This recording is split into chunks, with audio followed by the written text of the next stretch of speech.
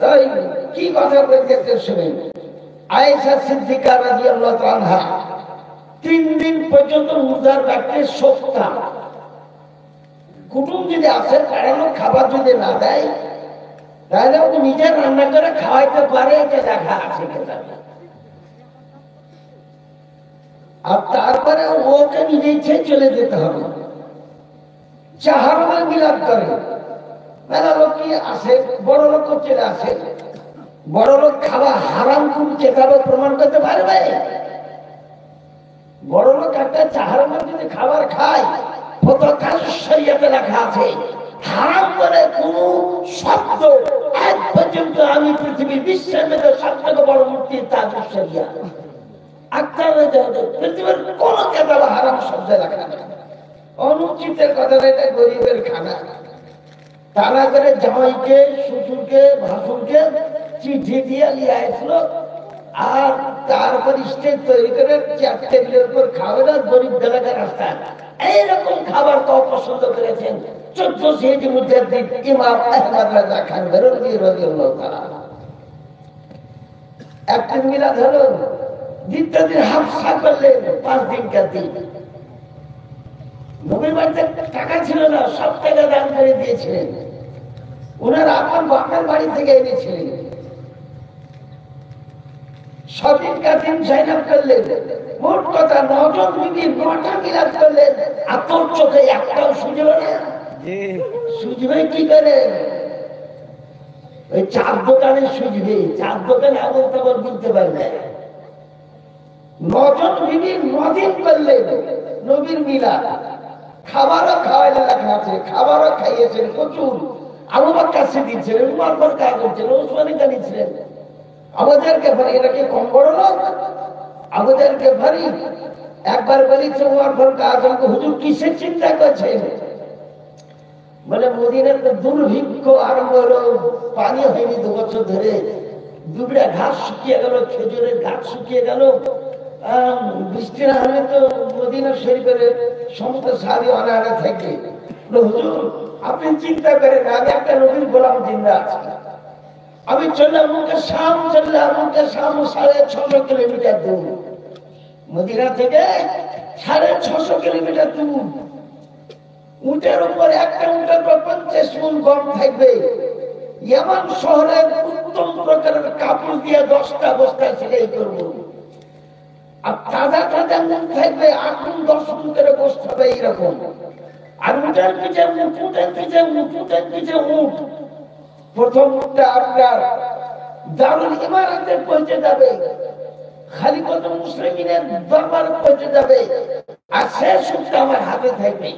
650 কিলোমিটারে কয় লাখ উট লাগবে। সমস্ত গমগুলো মদিনার লোককে দিয়ে দেন। বস্তা গেলে সেলাই করে গরিব গরুবাকে কাপড় তৈরি করে। উট গালাকেও দিয়ে দিলাম, তাকে জবাই করে তার গোশতের তরকারি খাক। আমাদেরকে ভারী কথা মদিনাকে 3 বছর সামনে নিয়েছিলেন। আপনি মনে করছেন এই ক্রান্তির ঘাটারা, ফেতরা চাহার ঘাটারা, এই মুলবি হওয়ার পর বুঝেছে আমার নবী খুব গরিব। আমার হাই রে আমার নবী, হাই রে ফাতেমা। রমজান শরীফের মাসে ইফতার করতে বসবে, ফকির এসে বলছে আমি 3 দিন খাই নাই, ওটা খাবার উঠিয়ে দিয়ে দিলেন। তারপর দিন আবার একটা ফকির আসল, আবার খাবার উঠিয়ে দিয়ে দিলেন। তারপর দিন আবার ফকির আসল, আবার খাবার উঠিয়ে দিয়ে দিলেন। আর ফাতেমা না খেয়ে থাকলেন, সবাই না খেয়ে থাকলেন। তার মানে কত গরিব ছিল যে আর আটা ছিল রুটি তৈরি করে খায়। বলে সব ফাতেমাকে জিন্দগিতে খুদাই লাগতো, ফাতেমাকে পিপাসা লাগতো না। রাসূলুল্লাহ সাল্লাল্লাহু আলাইহি ওয়াসাল্লাম তার পিঠে হাত বুলিয়ে দিয়েছিলেন, যা বেটি ফাতেমা, আজ থেকে তোকে কোনো খোদাও লাগবে না, তোকে কোনো পিপাসা লাগবে না। ওইরকম আমার বিবির দোয়া থাকলে তো আমার বিবিও তো রোজই খাবার দিতে পারবে। কিন্তু আমাদেরকে আল্লাহ নবী একদিন সাহরি কারবার 1 মাস পরে ইফতার করতেন। এটা সৌমে বিশাল বলা হয়, সৌমে বিশাল বলা হয়। হযরত আলী কদিন করেছিলেন? বলে তুমি কি সৌম বিশাল না খাওয়া রোজা রাখছো? হুজুর আপনি রাখছেন যে আমি কেন রাখবো না? বলে আইয়ুকুম মিসলি ইন্নাল্লাহ রাব্বি ইদউনি ওয়া ইসকিনি, বুখারী শরীফ। আমার মতন কে আছো? আল্লাহ আমাকে খাওয়ায়, আল্লাহ আমাকে পানি পান করায়। রোজ আপনি নিন না? বলে নিন যাই না। কোথায় তাহলে বাস করেন? বলে আমি তো ইনদা রাব্বি, আল্লাহর দরবারে আমি বাস করি। তাই বলে ধরে পাইনি। তাই তাহলে এদিকে 9টা বিবি আর 3 দিন সপ্তাহ, কদিন হলো? 12 দিন হলো। 13 দিনকে দিন গোটা দুনিয়ার মক্কা থেকে মদিনা 555 কিলোমিটার দূর, মক্কা থেকে মদিনা সবকে দাওয়াত দিয়ে দিন। যারা তপকারী তারাকেও দাওয়াত দিলেন, যারা সাফা মারওয়া সাই করতে সবকে দাওয়াত দিলেন। সকলেই সাহায্যের কত লক্ষ লোক ছিল? কম বেশ 1,24,000-এরও বেশি ছিল। উট জবাই করলেন আর গোশত রান্না করতে গোটা মদিনাতে খুশবু ছুটছে।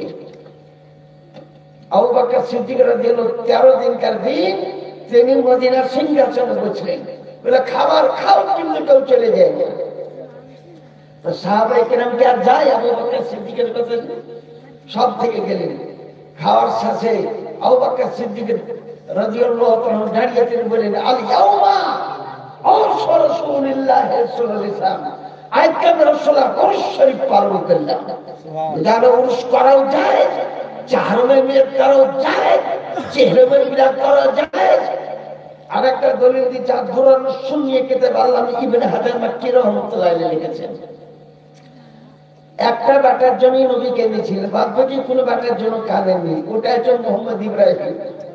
এর মার নাম ছিল মারিয়া কিবতিয়া। এ মেয়েটা ইস্কান্দারিয়া, ইস্কান্দারের মেয়েটা, ইরাকের একটা রাজ্য নাম ইস্কান্দারিয়া। ইস্কান্দারে জয় করার পর কয়েকটা যিনি তোহফাতে রাসূলের কাছে প্রেরণ করেছিল। একটা মেয়ে ছেলেকে প্রেরণ করেছে, নাম তার মারিয়া কিবতিয়া। একটা তরবারি প্রেরণ করেছে, যার নাম জুলফিকার, যার নাম জুলফিকার। আমার রাসূলুল্লাহকে দিলেন, হুজুর আপনার হাদিয়া থাকলো। তো মারিয়া কিবতিয়া চিন্তা করলো কে জানে অন্য সাহাবী আমাকে বিয়ে করে নেবে কিনা। তাই জন্য আগেই বলে যে ফিদাতু নাফসি বিমুহাম্মাদির রাসূলিল্লাহ সাল্লাল্লাহু আলাইহি ওয়াসাল্লাম, আমি আমার দেহকে জানতে রাসূলুল্লাহর জন্য ফিদা করে দিলাম। এই কারণে মারিয়া কিবতিয়াকে বিবাহ করেছিলেন রাসূলুল্লাহ সাল্লাল্লাহু আলাইহি ওয়াসাল্লাম। তার একটা পুত্র সন্তান হয়েছিল মদিনা শরীফে। ছেলেটার নাম রেখেছে মোহাম্মদ ইব্রাহিম। কিন্তু বেশি দিন জিন্দা থাকলেন না, 18 মাস 1.5 বছর জিন্দা থাকার পর তিনি ইন্তেকাল করে গিয়েছেন। যার কবর শরীফে জান্নাতুল বাকিয়াতে। 1.5 বছর का বাচ্চার কবর কে ভাঙলো? ওয়াহাবি বল গায়ের মুকালি খাড়া দিয়ে তলামা যাবে তো কে ভেঙেছে কবর? আমি কেতাব থেকে প্রমাণ করি, তবে তারিখের ওয়াহাবি আমার কাছে আছে। তাদের লেখা যে রাসূলুল্লাহ প্রথম মোহাম্মদ ইব্রাহিমের কবর উপর বুট পাই দিয়ে, জুতা পাই দিয়ে নবীর পুত্র মোহাম্মদ ইব্রাহিমের কবরকে ভেঙেছে। ফাতেমা জোহরার কবরকে ভেঙেছে। একাধিক ক্রমে 10,000 সাহাবায়ে কেরামের কবরকে ভেঙে দিয়েছে। আর বলছে যে আমরাই ভালো, কবর ভাঙা হারাম, কবর ভাঙা হারাম, কবরের জুতা পাই যাওয়া চলবে না। কবর জিয়ারত করা যায়, কাদের নাহাইতুকুম আন জিয়ারাতিল কুবুর ফাযুরুহা। কাফেরের কবর জিয়ারত করা হারাম, সাহাবায়ে কেরামের কবর জিয়ারত করো। তোমরাও কবর তাকদীরের জন্য ব্যবহার করা হয়, এটা যারা ব্যাকরণ পড়েন তাকদীরের জন্য ব্যবহার করা হয়, ফের তাসলিয়ার জন্য ব্যবহার করা হয়। তাই লিখতেছে ফাযুরুহা, তোমরাও জিয়ারত করো। আমাদের কথা বলে জিয়ারত করো, কিয়ামত পর্যন্ত হাদিস শরীফ চলবে। রাসূলুল্লাহ আপন পুত্র মুহাম্মদ ইব্রাহিমের কবরকে জিয়ারত করতে গেলেন। ওই টাইমে বিশ্ববিখ্যাত বড় লোক আবু যার গিফারী রাদিয়াল্লাহু আনহু, তিনি বড় লোক ব্যক্তি মাঠে থেকে আসতেছিলেন। তো দেখছেন যে রাসূলুল্লাহ সাল্লাল্লাহু আলাইহি ওয়াসাল্লাম আপন পুত্রের কবরের কাছে দাঁড়িয়ে আছেন। ফাজারাফাতিল উয়ুন ওয়া দাদালাতিল কুলুব, নবীর চোখ দিয়ে পানি ঝরতেছিল, দিল থেকে কান্না রোল উঠতেছিল।